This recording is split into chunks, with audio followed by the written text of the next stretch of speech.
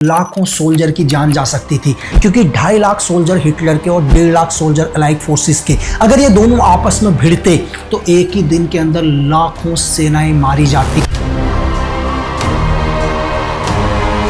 Second world war की आग में एक ऐसे जासूस का जन्म हुआ जिसकी चालों ने लाखों लोगों की जान बचाई। हिस्ट्री में गार्सिया पहला वो आदमी था जो डबल एजेंट बना, क्योंकि ये जर्मनी की सारी इंफॉर्मेशन किसको देता था? ब्रिटेन को देता था, और ब्रिटेन जो इंफॉर्मेशन चाहता था वो जर्मनी तक पहुंचाता था। और धीरे धीरे क्या होता है, यहाँ वर्ल्ड वॉर की शुरुआत हो जाती है। और कहते हैं कि यही सबसे बड़ा कारण शुरू हुआ था हिटलर के हार का।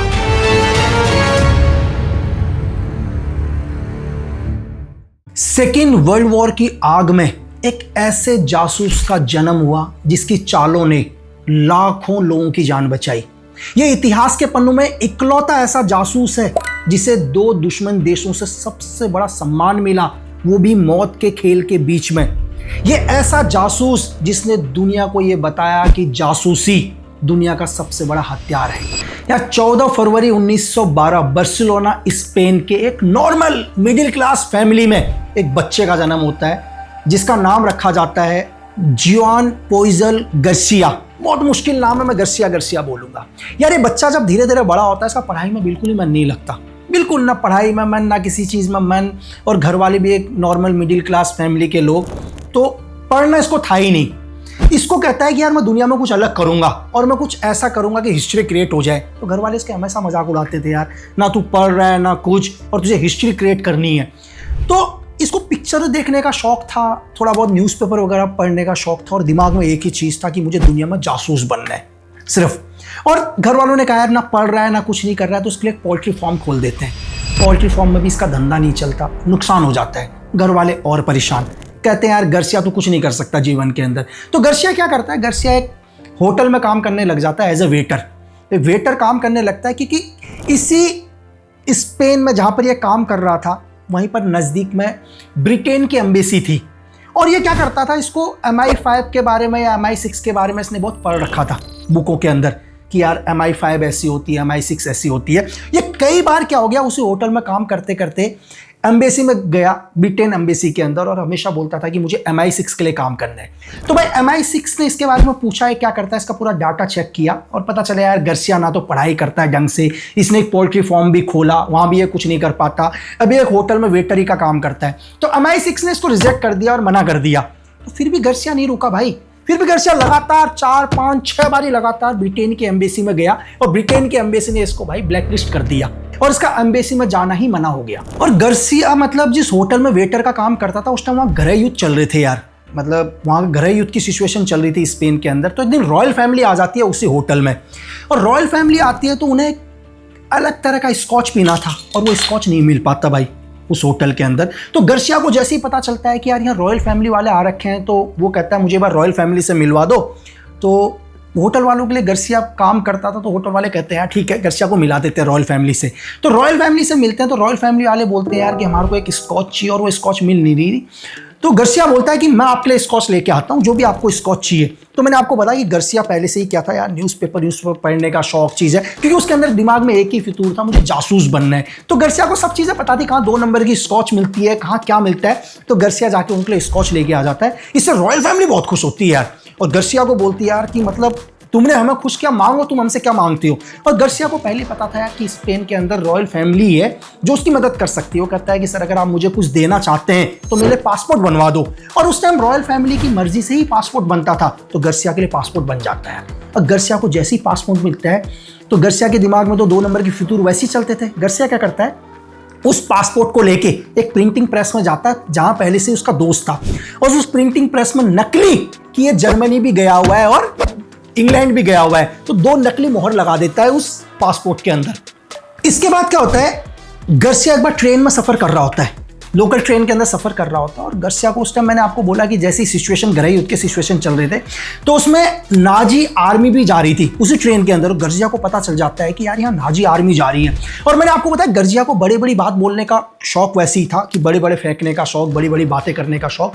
तो गार्सिया धीरे धीरे क्या करता है, वहाँ एक नाजी आर्मी से मिलता है और अपने बारे में बताता है कि मैं ये हूँ, मैं MI5 के लिए भी काम करता हूँ, MI6 के लिए भी काम करता हूँ। ये सुनते हुए नाजी आर्मी के कान खड़े हो जाते हैं।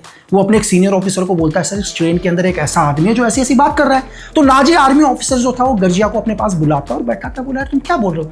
बोला सर कि मैं MI6 के लिए भी काम करता हूँ और MI5 के लिए भी काम करता हूँ। तो वो नाजी ऑफिसर उसको ध्यान से देखता है और बोलता है कि ऐसे कैसे बोल रहा है? तो वो बोलता है कि लेकिन सर मैं काम तो MI5 और MI6 के लिए कर रहा हूं, लेकिन मुझे बिल्कुल इंटरेस्ट नहीं है उसमें, क्योंकि मैं एक ही को अपना हीरो मानता हूं और मैं हिटलर को हीरो मानता हूं, क्योंकि मुझे नाजी सोच ने बहुत प्रभावित कर रखा है।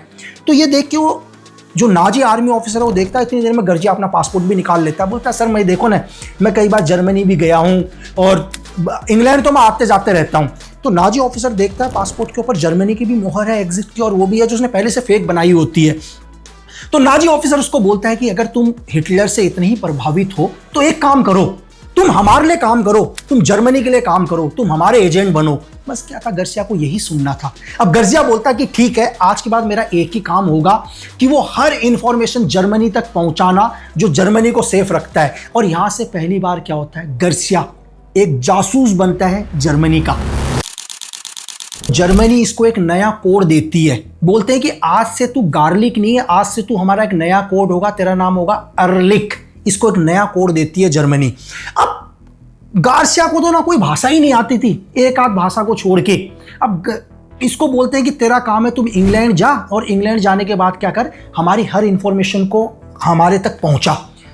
अब भाई गार्लिक कैसे जाए, गर्सिया कैसे जाए वहाँ इंग्लैंड? वो कभी जिंदगी में गया ही नहीं। अब वो कहता है मुझे इन्फॉर्मेशन भी देनी है, क्या करें?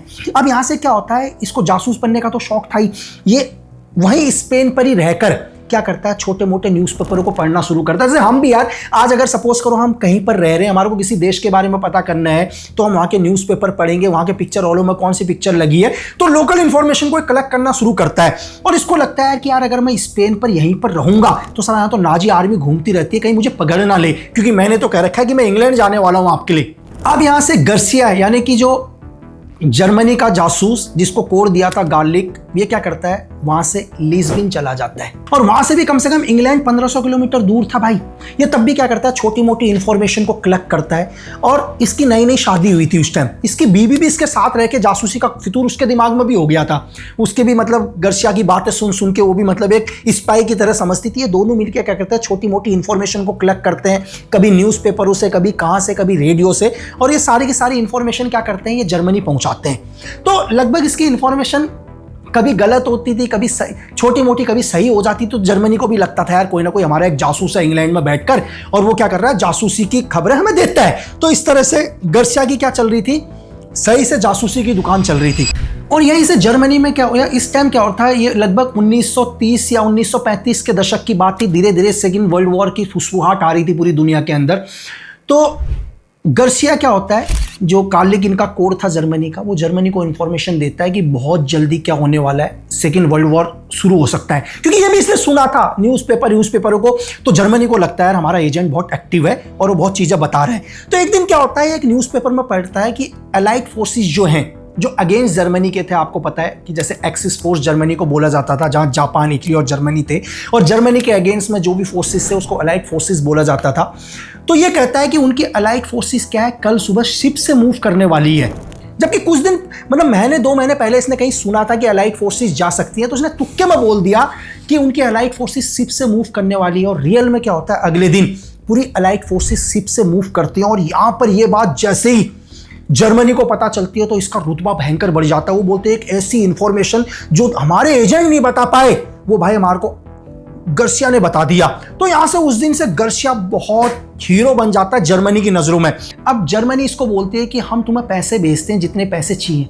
अब भाई गर्सिया पैसे ले कैसे यार, क्योंकि गर्सिया रहे तो कहीं और रहा है और इंग्लैंड में पाउंड चलते हैं। अब गर्सिया बोलेगा यार मैं पैसे कैसे लूं, तो गर्सिया बोलता है कि जब भी मुझे जरूरत होगी मैं आपसे पैसे ले लूंगा। और गर्सिया यहां पर क्या करता है, एक 27-28 लोगों की टीम बनाता है। बोलता है कि मैंने अपनी एजेंसी के अंदर 27 लोग और भर्ती कर रखे हैं। एक्चुअल में कोई भर्ती नहीं करे होते हैं, सब कागजों में होते हैं। और ये जर्मनी को बोल देता है कि मैंने 27 लोग और रिक्रूट कर दिए हैं। और मैं आपको ये बताऊं कि आपको शौक लगेगा कि जर्मनी ने गर्सिया को उन 27 लोगों का पेमेंट किया। और आपको पता है उन 27 लोगों का कितना पेमेंट था, एक आदमी के एक दिन के 7 करोड़ का पेमेंट था उस टाइम, 7 करोड़ ईच पर्सन।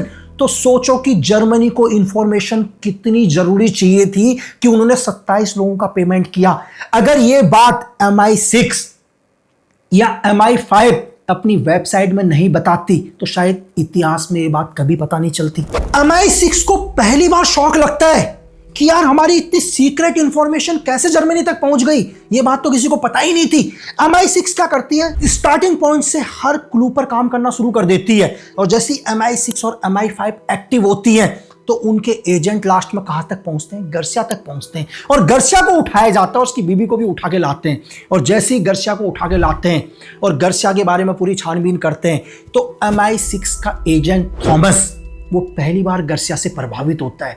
बोलता है यार इस आदमी को तुमने 6 बार रिजेक्ट किया। गर्सिया उन्हें पूरी बात बताता है कि कैसे मैं ट्रेन से नाजियों से मिला और मैंने नाजियों को कैसे झूठ बोला। तो बड़ा प्रभावित होता है थॉमस और उसको बोलता है कि गर्सिया आज के बाद तुम MI6 के लिए काम करोगे और आज से तुम हमारे एजेंट रहोगे और तुम्हारा कोड नेम रहेगा गार्बो। बस गर्सिया को क्या चाहिए था, गर्सिया दुनिया का वो पहला आदमी बन जाता है जो 2 देशों का एजेंट था, एक जर्मनी का एजेंट और दूसरा MI6 का एजेंट। थॉमस उसको बोलता है कि आज के बाद तुम जर्मनी को वही इंफॉर्मेशन दोगे जो हम तुम्हें देंगे और तुम जर्मनी की रियल इंफॉर्मेशन हमें तक पहुंचाओगे। तो इसको बोलते हैं डबल एजेंट। हिस्ट्री में गर्सिया पहला वो आदमी था जो डबल एजेंट बना। और यहां गर्सिया का काम धीरे धीरे चल रहा था। गर्सिया ब्रिटेन के कहने पर यानी कि MI6 के कहने पर कई इंफॉर्मेशन जर्मनी को देता था। उसमें से बहुत सारी इंफॉर्मेशन सही होती थी। वो इंफॉर्मेशन इसलिए सही होती थी क्योंकि ब्रिटेन चाहता था कि जर्मनी गर्सिया के ऊपर क्या करे, ज्यादा विश्वास करे। तो ब्रिटेन जानबूझ के वो इंफॉर्मेशन देता था और जो ग्राउंड में सब कुछ सही होता था। इससे क्या हो गया, जर्मनी की नजरों में गर्सिया यानी कि जो उनका कोर था अर्लिक, वो बहुत ही ज्यादा क्या हो गया, एक एसेट के रूप में आ गया कि भाई जो गर्सिया बोलता है वो बात बिल्कुल सही होती है। और इससे धीरे धीरे गर्सिया का नाम हिटलर तक भी जाने लगा और हिटलर भी इससे बहुत प्रभावित हुआ। चाहे आप गार्बो बोलो या एर्लिक बोलो, दोनों देश इसके ऊपर बहुत विश्वास करते थे क्योंकि ये जर्मनी की सारी इंफॉर्मेशन किसको देता था, ब्रिटेन को देता था। और ब्रिटेन जो इंफॉर्मेशन चाहता था वो जर्मनी तक पहुंचाता था।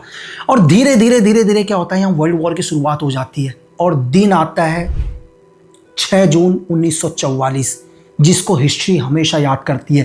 कहते हैं कि यहां पर जाने अनजाने के अंदर इस गर्सिया के एक फोन ने लाखों लोगों की जान बचाई और इसी से प्रभावित होकर हिटलर ने इसको सबसे बड़ा सम्मान दिया और ब्रिटेन ने भी इसे सबसे बड़ा सम्मान दिया। कैसे? यह बोलता है कि 5 जून को मैं जर्मनी को एक ऐसी इंफॉर्मेशन देने वाला हूं जो हिस्ट्री की सबसे बड़ी इंफॉर्मेशन होगी। और होता क्या है कि जब अलाइड फोर्सेस ने माल्टा के थ्रू जर्मनी पर अटैक करना चाहा तो ब्रिटेन चाहता था कि वो इंफॉर्मेशन ये हिटलर तक पहुंचाए, यानी कि गलत इंफॉर्मेशन। तो इसने हिटलर की सेना को पहले ही बोला था कि मैं तुम्हें रात के 3 बजे एक इंफॉर्मेशन दूंगा। और यहां पर गार्बो की या अर्लिक की या गर्सिया की किस्मत अच्छी थी कि जिस इंटेलिजेंस ऑफिसर को इसको इंफॉर्मेशन देनी थी वो सो गया भाई। वो रात के 3 बजे से लेकर सुबह के 8 बजे तक सोया। और यहां पर क्या हुआ कि जब हिटलर को ये चीज पता चला, जब उनकी फोर्स ने अटैक भी कर दिया, तो इसने बोला कि मेरे पास तो एग्जैक्ट लोकेशन थी और आपके सोल्जर ने या आपके इंटेलिजेंस ऑफिसर ने फोन ही नहीं उठाया। तो यहां से हिटलर की सेना को लगता है कि यार नहीं, गर्सिया के पास तो एक ऐसी इंफॉर्मेशन थी जो हमें पहले ही पता चल सकती थी। और कहते हैं कि यहीं से हिटलर का क्या हुआ, एक हार की बुनियाद हुई। गर्सिया क्या करता है, एक इंफॉर्मेशन देता है जर्मनी को कि एलाइड फोर्सेस के 1.5 लाख सोल्जर केले शहर से अटैक करेंगे जर्मनी में। तो जब हिटलर को पहले से इंफॉर्मेशन मिलती है तो हिटलर क्या करता है, अपने वहां पर 2.5 लाख सैनिक पहले ही लगा देता है। और हम देखते हैं जब वो लोग चेक करते हैं उनके जासूस, तो उन्हें दिखाई देते हैं कि कई किलोमीटर दूर एलाइड फोर्सेस के टैंक सब कुछ हैं। तो यहाँ पर पहले हिटलर की 2.5 लाख की फोर्स कंटिन्यू उनका इंतजार कर रही होती है। और इस इंफॉर्मेशन से खुश होकर उनको लगता है यार कि उनके कोर्ट अर्लिक ने या गर्सिया ने उन्हें एक ऐसी इंफॉर्मेशन दी। उन्हें पता था कि ये 1.5 लाख सैनिक अटैक करेंगे तो 2.5 लाख तो उन्हें वैसे ही मार देंगे। और इससे खुश होकर हिटलर ने गर्सिया को सबसे बड़ा सम्मान दिया। लेकिन क्या होता है, ये सैनिक वेट करते हैं कि आज हमला करेंगे, कल हमला करेंगे, परसों हमला करेंगे, यहाँ तो हमला हो ही नहीं रहा होता है। साला महीना भर बीत जाता है, हिटलर की पूरी सेना वहीं वेट कर रही होती है, 2.5 लाख की सेना। जब हम धीरे धीरे क्या कहते हैं सेना देखते हैं, यार उनकी 1.5 लाख की सेना तो पहले से ही वहीं पड़ी हुई है और कोई अटैक ही नहीं कर रहा। तो जब उनकी सेना धीरे धीरे एडवांस, उनके स्पाई आगे बढ़ते हैं, तो देखते हैं भाई वहां तो सारे रबड़ के टैंक वगैरह हैं, असली तो कुछ है ही नहीं। जबकि अलाइड फोर्सेस क्या करती है, नॉर्मंडी के ऊपर से हिटलर के ऊपर अटैक कर देती है और कहते हैं कि यही सबसे बड़ा कारण शुरू हुआ था हिटलर के हार का। लेकिन इतिहासकार ये बोलते हैं कि अगर गर्सिया ये इंफॉर्मेशन नहीं देता और हिटलर को सही इंफॉर्मेशन पता चल जाती, तो हिस्ट्री कहती है कि एक ही दिन के अंदर लाखों सोल्जर की जान जा सकती थी, क्योंकि 2.5 लाख सोल्जर हिटलर के और 1.5 लाख सोल्जर अलाइड फोर्सेस के, अगर ये दोनों आपस में भिड़ते तो एक ही दिन के अंदर लाखों सेनाएं मारी जाती। तो हिस्ट्री कहती है कि कहीं ना कहीं हजारों लाखों सोल्जर्स की जान बचाने में गर्सिया का बहुत ही अहम रोल था। अनजाने में था या कैसे भी रहा, लेकिन हिस्ट्री कहती है कि इस एक दिन की वजह से लाखों सोल्जर बचे। और यही कारण था कि धीरे धीरे क्या हुआ, हिटलर कमजोर होता गया। और MI6 इस बात से खुश होके ब्रिटेन गवर्नमेंट को रिकमेंड करती है और उसको ब्रिटेन का सबसे बड़ा इनाम वो दिया जाता है, और इसके साथ 27 अवार्ड और दिए जाते हैं गार्बो को, जो ब्रिटेन ने उसको कोड दिया हुआ था। अब यहाँ पर गार्बो का रुतबा दुनिया में बहुत बढ़ जाता है और धीरे धीरे नाजियों को पता चल जाता है, यहाँ हिटलर खत्म हो जाता है और नाजियों को पता चल जाता है, हिटलर की हार होती है, कि कहीं ना कहीं हमारी हार की बुनियाद गर्सिया, जो उनका काम अर्लिक था, इसने भी रखा है। अब यहाँ पर गर्सिया को लगता है कि यार उसने स्पाई की दुनिया में बहुत काम कर लिया लगभग। अब उसे लगता है कि उसे एक शांति का जीवन बिताना है, लेकिन शांति का जीवन कैसे बिताए, क्योंकि नाजी उसको आज भी ढूंढ रहे हैं। तो गर्सिया बोलता है अपने सीनियर को, या जिनके लिए वो काम करता था, थॉमस को, या जो उसके हैंडलर थे, कि सर अब मैं एक शांति का जीवन जीना चाहता हूं, लेकिन मैं तभी जी सकता हूं जब नाजी को ये लगे कि मैं खत्म हो चुका हूं। वो एक ही रिक्वेस्ट करता है ब्रिटेन की गवर्नमेंट से या MI6 से कि आप दुनिया के अंदर एक ऐसी इंफॉर्मेशन दे दो कि गर्सिया मारा जा चुका है। तो ब्रिटेन को लगता है कि गर्सिया ने ब्रिटेन के लिए बहुत कुछ किया है और गर्सिया ही वो आदमी है जिसकी वजह से कहीं ना कहीं हिटलर की हार की नींव रखी है। तो MI6 पूरी दुनिया के अंदर एक झूठी इंफॉर्मेशन फैलाता है कि गर्सिया एक ऑपरेशन के अंदर मारा गया। और गर्सिया क्या करता है, दुनिया के अंदर एक अलग आइडेंटिटी में, एक अलग देश के अंदर रहना शुरू कर देता है। और कहते हैं कि 1988 तक गर्सिया जीवित रहा और दुनिया में किसी को नहीं पता चला कि ये वो आदमी एक अलग आइडेंटिटी में रह रहा है जिसने हिटलर की हार की बुनियाद रखी। ये वो आदमी है जो कभी एक जासूस नहीं था, लेकिन ये दुनिया का सबसे बड़ा डबल एजेंट रहा। ये इकलौता आदमी है जिसको 2 दुश्मन देशों ने सर्वोच्च इनाम दिया। ये इकलौता वो आदमी है जिसने अपनी एक ऐसी फोर्स बनाई जो कभी ग्राउंड पर थी ही नहीं, सिर्फ कागजों पर काम करती थी। तो 1988 के अंदर वेनेजुला में गार्सिया की मौत हो गई और गार्सिया ने कई साल अकेले बिताए। और मैं ये कह रहा हूं कि इतिहासकारों को या आने वाली जनरेशन को गार्सिया के बारे में कभी नहीं पता चलता अगर MI5 अपनी वेबसाइट में इस जासूस के बारे में नहीं बताता कि हिस्ट्री में इस जासूस के बारे में पूरी दुनिया को जानना चाहिए। तो इसलिए मैं आपसे ये कहता हूं कि देश प्रेम से बड़ा दुनिया में कोई धर्म नहीं होता।